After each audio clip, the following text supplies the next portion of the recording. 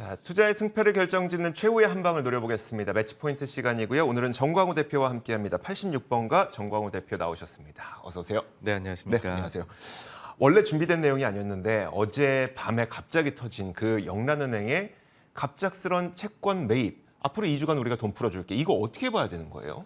네, 사실 그 정도로 영국이 좀 긴박한 상황이었다라고 할 수 있을 것 같아요. 네. 그러니까 지금 시장에 보면 펀더멘털 자체가 금리를 끌어올리고 달러를 강세로 만드는 요인도 있겠지만 여기에 투기적인 수요들도 분명히 많이 들어가 있다고 볼 수 있거든요. 네. 특히나 영국의 입장에서는 과거의 경험을 보게 되면은 헤지펀드한테 또 외환시장에 한번 교란당했었던 경험도 조지 소로스. 네, 그렇습니다. 그래서 좀 피치 못하게 결정을 내린 것이 아닌가라고 생각이 되고 전체적으로 봤었을 때 일단 결정된 내용을 말씀을 드리자면은 네. 향후 2주간 뭐 이제 1회차당 50억 파운드씩 그래서 총 650억 파운드까지의 매입이 가능한 부분이고요. 그리고 이제 QT를 원래는 다음 주부터 네. 실행을 하기로 했습니다. 근데 요걸 잠시 설명드리자면은 정말로 리얼 QT를 하는 것이거든요. 네. 그러니까 그 전에 우리가 금융위기 이후에 채권을 줄여온 것은 단순히 만기가 도래한 것을 리파이낸싱을 안 하는 걸로 네. 했었는데 영란은행이 이번에 하겠다는 거는 실제 보유 채권을 만기 도래하기 전에도 팔겠다라고 했었던 건데 이 부분을 10월 말일로 미뤘습니다. 네네. 그런데 다만 이제 전체 총 하겠다는 금액은 유지를 했거든요. 그래서 여기에 대해 가지고 어떤 생각을 가지고 있는지 한번 말씀을 드리자면 네. 일단은 어제 하루의 경우에는 워낙에나 투기적인 매매들이 많았기 때문에 그 부분에 강렬한 되돌림이 나타났다라고 생각을 하는데 근데 이제 그 뒤에 생각을 해보면 네네. 이 자체가 어떻게 보면은 정부하고 그다음에 중앙은행 간의 싸움에서 중앙은행이 결국은 눌릴 수밖에 없는 네네. 그래서 정부에서 돈을 풀겠다라고 감세를 하겠다라고 하는 것에 뒷바라지를 해주는 모양새가 되었고 네. 결국 이 모든 것에 우리의 우려의 기저에는 인플레가 깔려 있는데 네네. 과연 이런 식으로 그러면은 또 차입을 미루다 보면 인플레가 잡히겠느냐라는 네네. 생각이 들어서 결국은 뭐 최근에 일본도 보면은 일본 중앙은행에서 강력하게 개입을 했지만 그 뒤에 또 엔화가 슬금슬금 올라가고 그러니까요. 있거든요. 네네. 그래서 당장에는 좀 겁을 먹을 것 같아요. 워낙 어. 강한 액션을 보였기 때문에.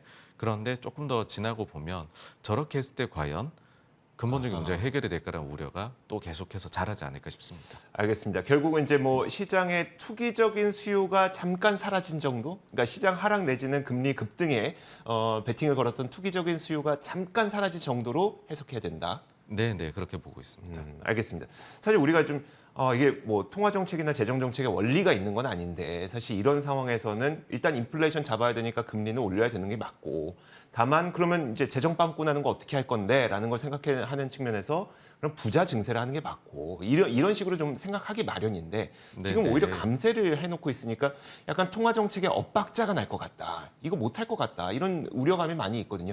좀 이게 좀 과도하게 안 좋아질 가능성에 대해서는 좀 어떻게 보세요, 그러면?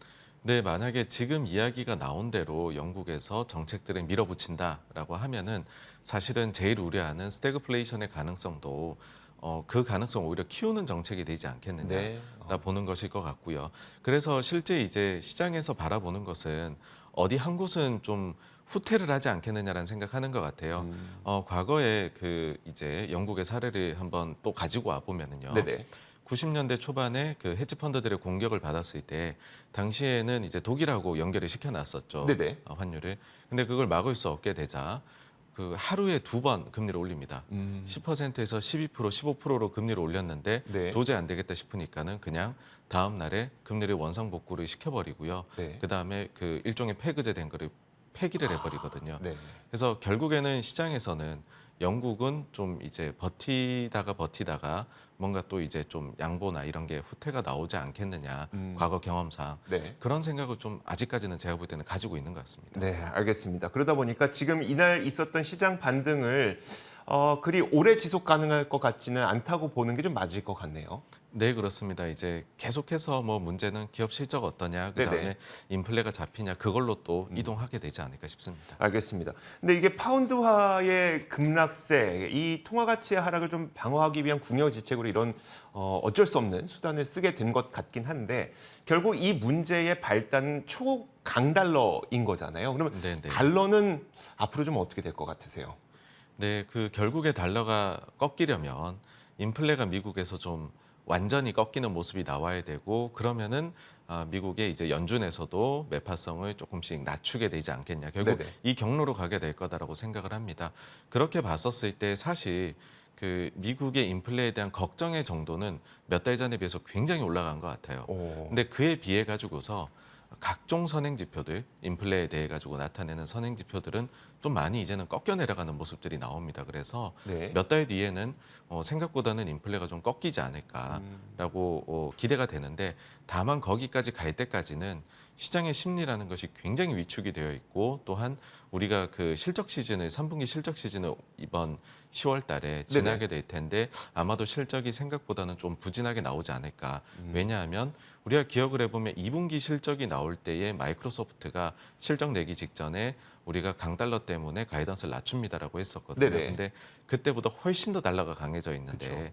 지금 가이던스를 수정하지 않은 수많은 기업들이 있거든요. 그러다 보니까는 달러 강세의 영향, 뭐 어떤 그 IB에서는 10% 달러 인덱스가 강세를 가면 미국이 EPS가 3% 하락한다라고 얘기를 하더라고요. 근데 네네. 3분기만 해도 지금 그 정도가 강세가 그렇죠. 되었거든요. 예.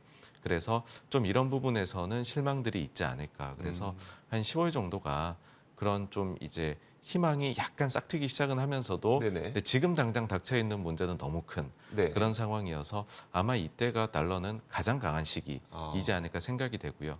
그 이후부터는 차차 제가 생각할 때에는 좀 개선되는 방향으로 이제는 가지 않을까라고 생각합니다. 앞서서 그 물가를 보여주는 선행 지표들이 좀 개선되고 있다고 말씀하셨는데 PC 물가 지표가 이제 발표가 되면 우리는 그걸 좀 확인할 수 있게 될까요? PC는 사실은 그 연준에서는 CPI 아니고 PC를 이제 굉장히 보고 있지 않습니까? 그런데 실질적으로는 CPI가 PC보다 훨씬 제가 볼 때는 영향력이 강하다 봅니다. 왜 그러니까요. 그러냐면 CPI는 월 초에 나오고 네. PC는 월 말에 나오다 네네. 보니까 사실 CPI 보고 거의 예상이 되거든요. 그쵸. 그래서 이번에도 발표될 PC 물가 지수는 사실 크게 변수를 만들기는 어렵다라고 생각을 합니다. 다만 이제 그 앞서 말씀드린 이제 좀 선행 어떤 지표들이 내려오고 있느냐 한번 말씀을 드려보자면 요 점을 좀 관심 있게 보시면 좋을 것 같아요. 네네네. 일단 매달 초에 나오는 ISM 제조 PMI 여기에서 물가 지수가 있습니다. 네. 이것이 실제 CPI를 3에서 6개월 선행한다고 얘기를 하는데 이 부분이 지금 강렬하게 꺾여 내려오고 있습니다. 네네. 그다음 두 번째로는 우리가 이번에 인플레를 겪을 때 단일 요인으로 제일 컸던 게 중고차 가격이 급등한 맞아요. 것이거든요. 네. 근데 그 중고차 CPI의 중고차 지수는 지금 별로 안 내려오고 있어요. 근데 네. 이걸 한 2에서 3개월 선행한다고 알려져 있는 맨하임 중고차 지수는 지금 2달 연속으로 많이 떨어지고 있습니다. 그래서 결국은 시차를 두고 반영되지 않겠느냐 이고요. 그리고는 이제 미국이 수입을 많이 하는 국가인데 이거랑 관련이 수입 물가랑 연관이 있는 게 중국의 생산자 물가 네네. 그리고 위안화 환율이 있습니다. 네네. 이 두 가지 다 굉장히 약세로 가고 있었거든요. 그래서 이 부분도 시차를 두고 반영되지 않겠느냐. 그리고 또 한 가지 뭐 최근에 운임 지수가 많이 하락을 하고 네, 있다든지 맞아요. 이런 모든 것들이 사실은 미국으로 하여금 몇 달 지나면 아마도 생각보다는 좀 낮은 물가를 보게 되지 않을까라는 것이고요. 그렇게 봤었을 때 연준이 이번 FOMC가 굉장히 매파적이긴 했거든요. 네네. 침체를 용인하겠다라고 했으니까는요. 그런데 여기에 또 비둘기성이 숨어 있는 게 있습니다. 뭔가요? 점도표를 보시면 네. 올해 금리 예상치를 125bp 추가 인상으로 해놓긴 했습니다. 그게 네. 중간값이긴 한데요. 총 19명이 점을 찍었는데 125 이상을 찍은 사람이 10명이고요. 네. 100 이하를 찍은 게 9개입니다. 그래서 125 이상을 찍은 사람 중에 단 한 명이라도 네. 100으로 찍게 되면 네. 그러면 중간값은 100으로 내려오게 됩니다. 이 점에 대해 가지고서 실제 Q&A에서 그 파월 의장이 얘기를 한 부분이기도 하거든요. 그래서 인플레만 좀 내려온다라고 하면 남은 두 번의 회의가 생각보다는 조금 낮아질 수도 있습니다. 금리가. 알겠습니다. 자, 지금 그 세부적으로 말씀 잘 해주셨는데 두 가지만 더 듣고 싶은 게 음식료 값, 그다음에 렌트비. 사실 이게 지난번 CPI에서 또 가장 큰 문제점이 됐던 상승률이 높았던 부분이잖아요. 이 부분도 좀 꺾이고 있을까요? 어떨까요? 그 음식료 쪽에서는 아직까지 꺾이는 모습이 안 나오고 있고요. 네네. 사실 아마 그 10년에 한 번씩 이 음식료 같은 경우는 가격이 뜁니다. 네. 그리고 그 가격의 상승은 유가랑 보통 관련이 깊어요. 왜냐하면 곡물이나 생산에서 가장 많은 비용 요인이 유가랑 관련된 비료나 이런 것도 다 그쵸. 관련이 있거든요. 그리고 보통 한번 올라가면 이것은 뭐 바로 어떻게 생산 조절이 안 되고 하기 때문에 2년 정도 갑니다. 그래서 이 부분은 높을 거라고 보셔야 될 것 같고요. 네. 반면에 지금 가장 이슈가 되는 건 렌트비일 렌트비죠. 텐데 렌트비의 경우에는 뭐 여러 이제 IB들에서 만들어낸 그런 그 자료들을 봤었을 때에는 지금이 물론 이게 마이너스로 간다는 건 아니고요. 네네. 상승폭으로 봤었을 때는 피크를 지나고 있다. 그렇게 좀 나오는 것 같아요. 왜 그러냐면 집값의 상승폭 자체가 작년부터 해가지고 좀 꺾여 내려오기 시작을 네네. 했거든요. 그러니까 물론 지금 처음으로 MOM으로 이제 이번 달에 K실러 지수는 이제 하락으로 나왔는데 올라가는 건 맞거든요. 앞으로 계속해서. 그쵸. 네. 다만 그 폭은 줄어들게 될 것이다. 아. 그럴 가능성이 좀 엿보입니다. 알겠습니다. 자, 이렇게 저희가 매치 포인트 시간을 통해서 정광우 대표와 함께 좀 자세한 이야기를 들어봤습니다. 86번과 정광우 대표와 함께했습니다. 고맙습니다. 감사합니다.